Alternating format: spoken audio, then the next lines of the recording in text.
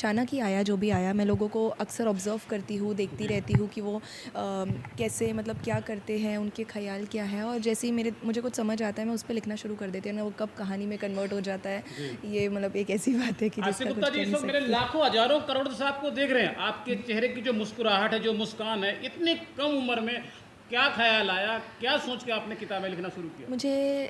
मुझे लोगों को एक्सप्लोर करना बहुत पसंद है, मतलब जी। लोग क्या सोचते हैं, क्योंकि बाहर से हर कोई एक नकाब पहन के घूमता है, अंदर से हर कोई बहुत अलग होता बिल्कुल, है। बिल्कुल। तो इसी हिसाब से मैं सोचती हूँ कि जो नकाब है वो तो कभी भी पर्दाफाश नहीं हो पाता है, जी, लेकिन जी। अंदर से जैसे लोग हैं मैं उस पे लिखती हूँ बेसिकली। आप क्या सोचते हैं, कैसे ख्याल है, किस चीज़ से जूझते हैं, specially male point of view से लिखती हूँ, फीमेल पॉइंट ऑफ व्यू से लिखती हूँ।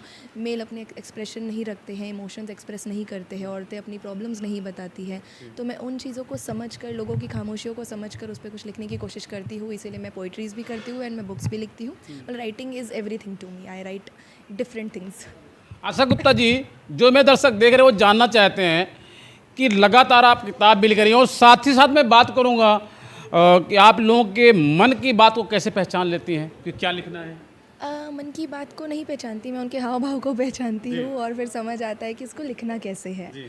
कि आप निकाब के बारे में आपने पूछा, नहीं, निकाब के बारे में नकाब आपने बताया। नहीं, मैं ये बोल रही थी कि मुझे ऐसा लगता है कि लोग नकाब पहन के घूमते हैं, मतलब हम हाँ। लोग सब एक नाटक ही कर रहे हैं ना, एक बिल्कुल। कैरेक्टर डिफाइन कर रहे हैं। बहुत सारी लड़कियां ऐसी में, दिल्ली के अंदर मैं बात करूंगा, दिल्ली की, इस वक्त हम मौजूद हैं दिल्ली की राजधानी में, तो लगातार हम देख रहे हैं, आपने भी देखा होगा दिल्ली के अंदर बहुत सारी लड़कियां हैं, आपने देखा होगा जो बाइक पे जाती हैं, पूरा मुंह तो ढका होगा नहीं, वो उनका। वाला नकाब नहीं। जी। कौन सा निकाब?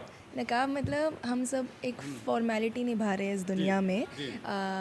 अब जब आप काम पे जाते हैं तो आप बॉस के आगे उनको गाली गलौज तो देंगे नहीं, नहीं। बिल्कुल नहीं। तो बॉस के आगे आप नकाब ही पहनते हैं, उनकी इज्जत का नकाब। बिल्कुल। ऐसा नहीं आप वहाँ नाटक कर रहे हैं, लेकिन वो आपकी प्रोफेशन की डिमांड है, इसलिए आप वैसे रहते हैं ना। और आगे क्या कुछ लिखने वाली हैं आप, उसके बारे में बता दीजिए, जब तक हमारे देख रहे हो जानना चाहते हैं। अभी मैं एक बुक पे और काम कर रही हूँ। अभी मैं उसके बारे में मैनिफेस्टेशन कर रही हूँ, उस पर काम कर रही हूँ, उसके डॉट्स कनेक्ट कर रही हूँ कि कैसे उसको लिखना है, उसका ड्राफ्ट रेडी कर रही हूँ।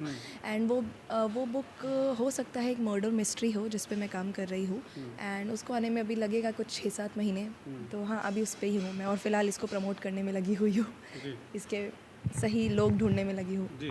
तो मैं अब बात करूंगा, मेरा आपसे पहला और आखिरी सवाल, खास तौर से क्या कुछ कहना चाहेंगे जो हिंदुस्तानी लोग आपको देख रहे हैं, उनको क्या कुछ कहना चाहेंगे आप? मैं सबको यही कहना चाहूँगी कि हम सब एक रैट रेस को फॉलो करें, जो बहुत ज़रूरी भी है, क्योंकि हम सब कुछ सपने लेकर आते हैं तो भाग दौड़ की दुनिया में जाते हैं, लेकिन थोड़ा वक्त अपने लिए भी निकालिए, नहीं तो ऐसा लगेगा कि वक्त बचा ही नहीं और वक्त ढूंढते रह गए।